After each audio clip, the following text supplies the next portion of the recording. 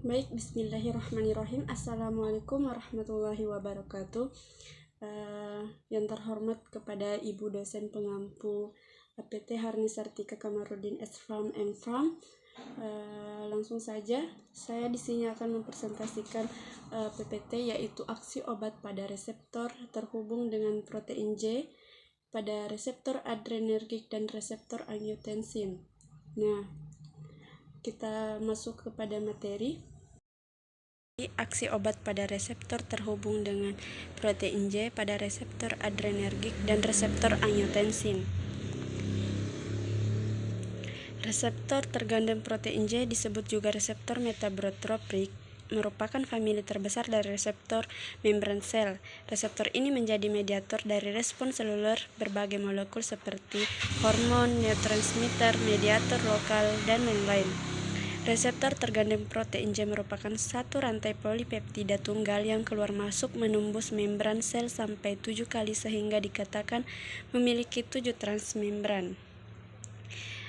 Adapun reseptor terhubung dengan protein J ini, beberapa second messenger yang terlibat dalam transduksi signal melalui reseptor ini adalah yang pertama ada siklik AMP, kedua protein kinase A, 3 diaselgliserol, inositol trifosfat, 5 protein kinase C, dan kalsium.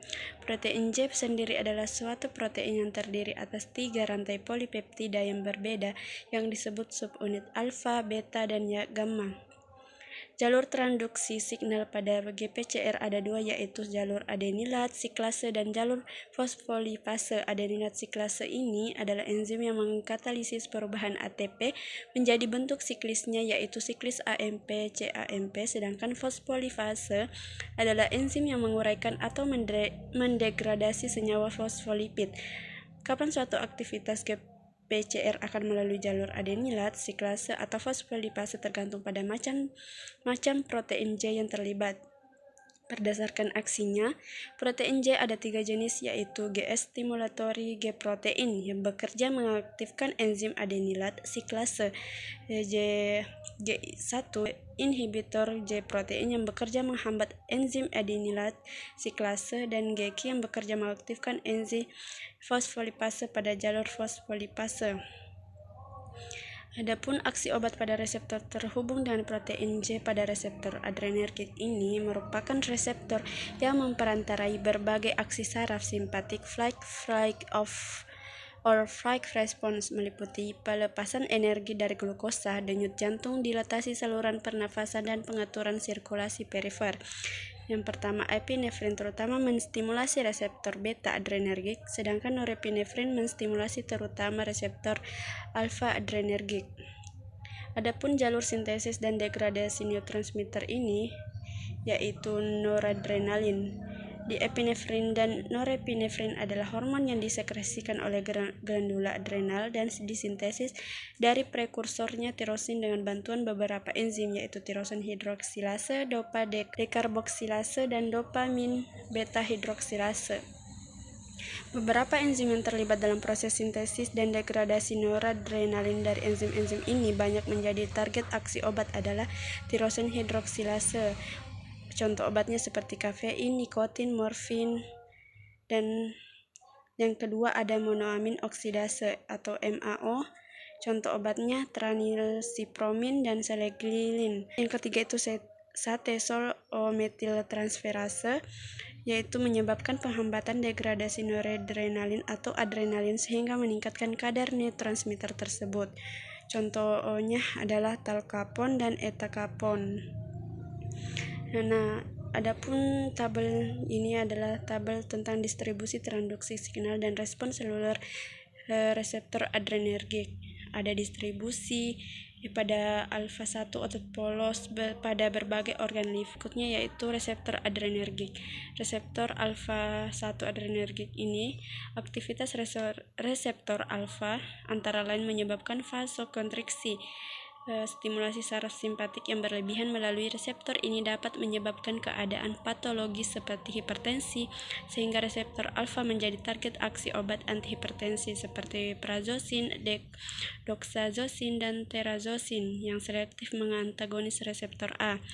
Dan ada reseptor alfa 2 adrenergik. Traduksi signal reseptor alfa 2 ini adalah melalui ikatannya dengan protein J1 yang menyebabkan penghambatan adenilat siklase. Reseptor alfa 2 presinaptik disebut juga autoreseptor, berperan dalam pengaturan pelepasan norepinefrin dari ujung saraf dan tampaknya beraksi sebagai bagian dari mekanisme umpan balik. Contohnya agonis reseptor alfa presinaptik adalah klonidin yang dipakai secara klinis sebagai obat antihipertensi.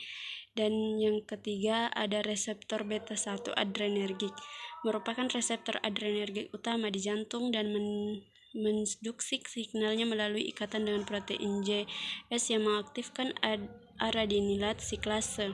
Antagonis selektifnya seperti atenolol, alprenolol, metaprenolol, dan acebutolol banyak dipakai sebagai obat antihipertensi.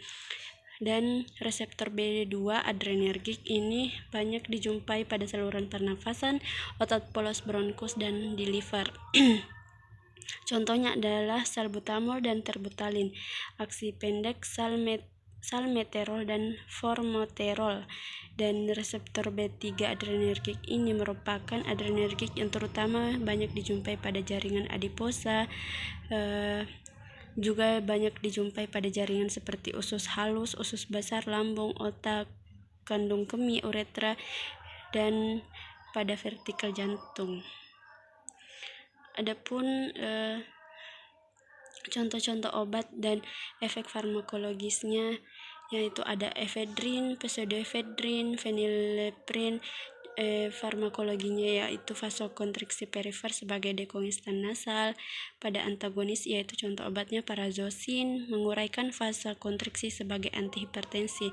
Dan ada alfa 2, contoh obatnya klonidin, menghambat pelepasan norepinefrin antihipertensi sentral. Dan alfa 2 yohibin yaitu vasodilatasi perifer untuk mengatasi gangguan ereksi pada pria. Dan pada beta 1 contoh obatnya norepinefrin, samaterol, denopamin. Efek farmakologinya yaitu vasokonstriksi untuk mengatasi shock. Dan pada antagonis contoh obatnya propanolol, atenolol, alprenolol, dan labetalol. Efek farmakologinya itu vasodilatasi sebagai antihipertensi.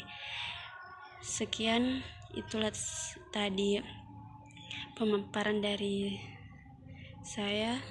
Terima kasih. Wassalamualaikum warahmatullahi wabarakatuh.